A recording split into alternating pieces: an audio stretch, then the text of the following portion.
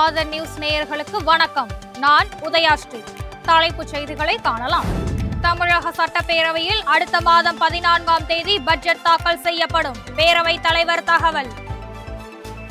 முன்னாள் முதலமைச்சர் ஓ பன்னீர்செல்வம் தன்னை எச்சரிக்க எந்த தகுதியும் இல்லாதவர். அதிமுக முன்னாள் அமைச்சர் ஆர்.பி. உதயகுமார் கடும் தாக்கு.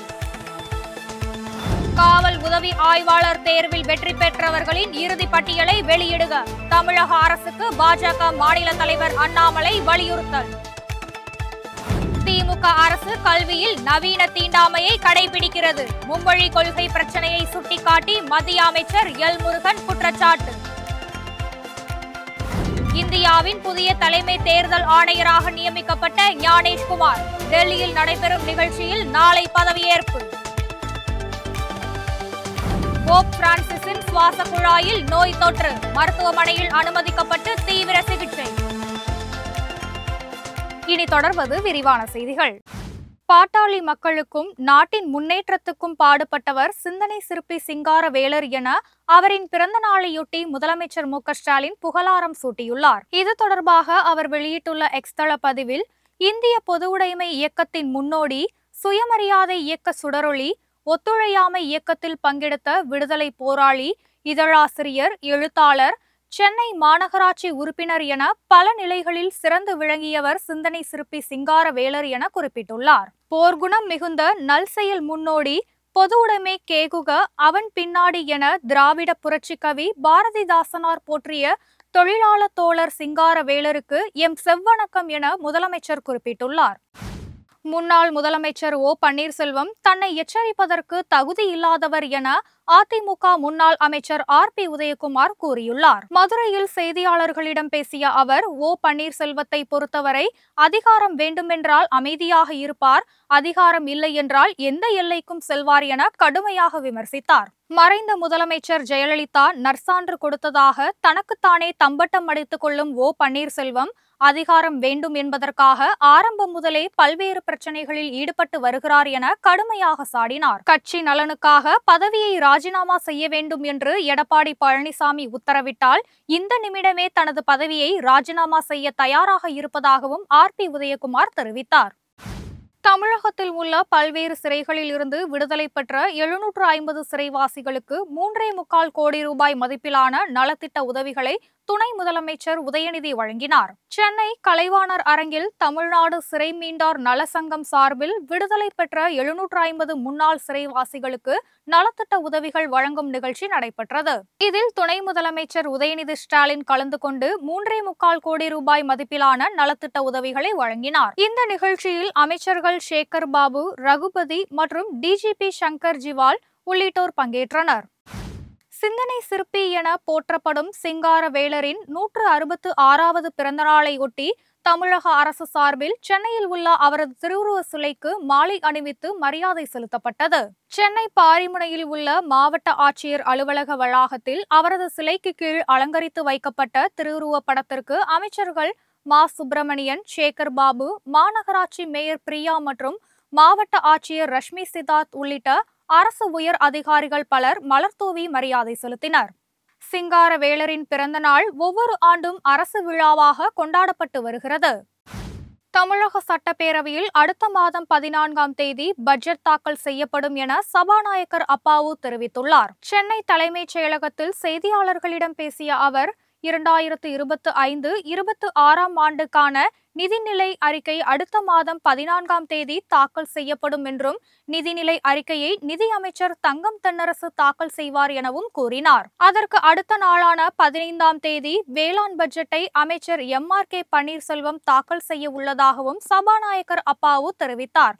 மேலும் பேரவை கூட்டத்தொடர் எத்தனை நாள் நடக்கும் என்பது குறித்து அலுவல் ஆய்வுக்குழு கூட்டத்தில் முடிவு செய்யப்படும் எனவும் சபாநாயகர் தெரிவித்தார். திமுக அரசு கல்வியில் நவீன தீண்டாமையை கடைபிடிக்கிறது என எல் முருகன் குற்றம் சாட்டியுள்ளார். சென்னை விமான நிலையத்தில் செய்தியாளர்களிடம் பேசிய அவர், திமுகவினர் நடத்தும் சிபிஎஸ்இ பள்ளிகளில் 3வது மொழியை தடை செய்ய முடியுமா என்று கேள்வி எழுப்பினார். அரசு பள்ளிகளில் மட்டும் இந்த உரிமை மறுக்கப்படுவது நவீன தீண்டாமை என்றும் விமர்சித்தார். மத்திய அரசு எந்த மொழியையும் கட்டாயமாக திணிக்கவில்லை என குறிப்பிட்ட அவர், மும்மொழி கொள்கை நீண்ட ஆலோசனைக்கு பிறகே கொண்டுவரப்பட்டது என்றும் தெரிவித்தார். மாணவர்கள் தாங்கள் விரும்பும் எந்த மொழியையும் தேர்வு செய்து கொள்ள முடியும் எனவும் அமைச்சர் விளக்கமளித்தார். மதுப்பழக்கம் மற்றும் போதைப்பொருள் பயன்பாடு குறித்த விழிப்புணர்வு திரைப்படமான பாட்டில் ராதா படக்குழுவினருக்கான பாராட்டு விழா சென்னையில் நடைபெற்றது. கோயம்பேடு அருகே உள்ள ஒரு ஹோட்டலில் நடைபெற்ற இந்த நிகழ்ச்சியில் திரைப்பட இயக்குனர் தினகரன் சிவலிங்கம் பங்கேற்று பேசினார். இந்த படத்திற்கு தாங்கள் எதிர்பார்த்த நேர்மறையான ஆதரவு தங்களுக்கு கிடைத்திருப்பது குறித்து பெருமிதம் தெரிவித்தார். விழாவில் திரைத்துறையின் முக்கிய பிரமுகர்கள் கலந்து கொண்டு படக்குழுவினருக்கு விருதுகள் வழங்கி கௌரவித்தனர். காவல் உதவி ஆய்வாளர்களுக்கான தேர்வில் தேர்ச்சி பெற்றவர்களின் இறுதி பட்டியலை வெளியிட வேண்டும் என தமிழக அரசுக்கு பாஜக மாநில தலைவர் அண்ணாமலை வலியுறுத்தியுள்ளார். இதுகுறித்து அவர் வெளியிட்டுள்ள அறிக்கையில், கடந்த 2023ஆம் ஆண்டுக்கான தமிழக காவல்துறை உதவி ஆய்வாளர்களுக்கான பணி நியமன ஆணைகள் வழங்கியதில் பல்வேறு குழப்பங்கள், முறைகேடுகள் நடைபெற்று இருப்பதாக இறுதி பட்டியலில் தேர்வு செய்யப்பட்டு பின்னர் அதிலிருந்து நீக்கப்பட்ட இளைஞர்கள் குற்றம் சாட்டியிருப்பதை சுட்டிக்காட்டியுள்ளார். உதவி ஆய்வாளர்களுக்கான தேர்வில் தேர்ச்சி பெற்றவர்களின் முழு விவரங்கள் அடங்கிய இறுதி பட்டியலை வெளியிட திமுக அரசு காலதாமதம் செய்கிறது என்று குற்றம் சாட்டிய அண்ணாமலை, தங்கள் கடின உழைப்பை கொடுத்து காவல்துறை பணிக்காக காத்திருக்கும் இளைஞர்களின் எதிர்காலம் திமுக அரசுக்கு விளையாட்டாக போய்விட்டதா என்று கேள்வி எழுப்பியுள்ளார். இனியும் தாமதிக்காமல் காவல் உதவி ஆய்வாளர்களுக்கான தேர்வில் தேர்ச்சி பெற்றவர்களின் இறுதி பட்டியலை வெளியிட்டு அவர்களுக்கான பணி ஆணையை வழங்க வேண்டும் என தமிழக அரசை அண்ணாமலை வலியுறுத்தியுள்ளார். புதிய தலைமை தேர்தல் ஆணையராக நியமிக்கப்பட்ட ஞானேஷ்குமார் நாளை பதவியேற்க உள்ளார். இந்திய தலைமை தேர்தல் ஆணையராக இருந்து வரும் ராஜீவ்குமார் நாளை பணி ஓய்வு பெறுகிறார். இதையடுத்து புதிய தலைமை தேர்தல் ஆணையரை தேர்வு செய்வதற்காக பிரதமர் மோடி தலைமையில் நடைபெற்ற தேர்வுக்குழு கூட்டத்தில் ஞானேஷ்குமார் பெயர் இறுதி செய்யப்பட்டது. இதற்கு குடியரசுத் தலைவரும் ஒப்புதல் அளித்தார். இதனைத் தொடர்ந்து புதிய தலைமை தேர்தல் ஆணையராக ஞானேஷ்குமார் நாளை பதவியேற்கிறார். 2029ஆம் ஆண்டு ஜனவரி 26ஆம் தேதி வரை அவர் இப்பதவியில் இருப்பார் என்று தெரிவிக்கப்பட்டுள்ளது. IAS அதிகாரியான ஞானேஷ்குமார் கேரள மாநில நிதித்துறை, பொதுப்பணித்துறைகளில் செயலாளர் என பல்வேறு முக்கிய பொறுப்புகளை வகித்ததோடு மத்திய உள்துறை, பாதுகாப்புத்துறை, நாடாளுமன்ற விவகாரத்துறை உள்ளிட்ட துறைகளிலும் பணியாற்றியுள்ளார். உத்தரப்பிரதேசத்தில் நடைபெற்று வரும் மகா கும்பமேளாவில் பொதுமக்கள் நீராடும் புனித நீரில் அதிக அளவில் மனித கழிவு மற்றும் விலங்குகளின் கழிவு கலந்து இருப்பதாக மத்திய மாசு கட்டுப்பாட்டு வாரியம் பசுமை தீர்ப்பாயத்தில் சமர்ப்பித்த அறிக்கையில் தெரிவித்துள்ளது. உத்தரப்பிரதேச மாநிலம் பிரயாக்ராஜில் நடைபெற்று வரும் மகா கும்பமேளாவில் திரிவேணி சங்கமத்தில் நாள்தோறும் லட்சக்கணக்கான பக்தர்கள் புனித நீராடி வருகின்றனர். இதுவரை 50 கோடிக்கும் மேற்பட்டோர் புனித நீராடியுள்ளனர். இந்த நிலையில் புனித நீரில் அதிக அளவில் மனித மற்றும் விலங்கு கழிவுகளிலிருந்து நுண்ணுயிரிகள் காணப்படுவதாக மத்திய மாசு கட்டுப்பாட்டு வாரியம் தேசிய பசுமை தீர்ப்பாயத்தில் சமர்ப்பித்த அறிக்கையில் தெரிவிக்கப்பட்டுள்ளது. போப் பிரான்சிஸின் சுவாச குழாயில் தொற்று பாதிப்பு ஏற்பட்டுள்ளதால் அவருக்கு மருத்துவமனையில் தீவிர சிகிச்சை அளிக்கப்பட்டு வருகிறது. கத்தோலிக்க திருச்சபையின் தலைவராக இருந்து வரும் 88 வயதான போப் பிரான்சிஸ் கடந்த வாரம் உடல்நலம் பாதிக்கப்பட்டு ரோம் நகரில் உள்ள மருத்துவமனையில் சேர்க்கப்பட்டார். அவரது சுவாச குழாயில் பாக்டீரியா, பூஞ்சை மற்றும் ஒட்டுண்ணிகள் என பல வகையான தொற்று பாதிப்பு ஏற்பட்டுள்ளதால் அவருக்கு தொடர்ந்து சிகிச்சை அளிக்கப்பட்டு வருகிறது. அவரது உடல்நிலை தற்போது சீராக உள்ளது என்றாலும் அடுத்த மாதம் 5ஆம் தேதி சாம்பல் புதன் வரை போப் எந்த நிகழ்ச்சியிலும் பங்கேற்க மாட்டார் என புனித வாடிக்கன் நகர நிர்வாகம் தெரிவித்துள்ளது. சென்னையில் ஆபரண தங்கத்தின் விலை இன்றும் அதிகரித்துள்ளது.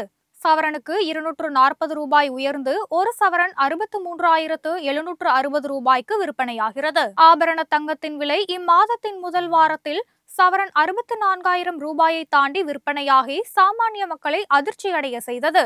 தொடர்ந்து நேற்று சவரனுக்கு 400 ரூபாய் உயர்ந்து ஒரு சவரன் 63,520 ரூபாய்க்கு விற்பனையானது. இன்று மேலும் சவரனுக்கு 240 ரூபாய் மேலும் உயர்ந்து ஒரு சவரன் 63,760 ரூபாய்க்கு விற்பனையாகிறது. கிராமுக்கு 30 ரூபாய் அதிகரித்து 1 கிராம் தங்கம் 7,930 ரூபாய்க்கு விற்பனை செய்யப்படுகிறது. இத்துடன் இந்த செய்தி அறிக்கைகள் நிறைவடைகின்றன. செய்திகளை உடனுக்குடன் தெரிந்து கொள்ள இணைந்திருங்கள் ஆதனுடன்.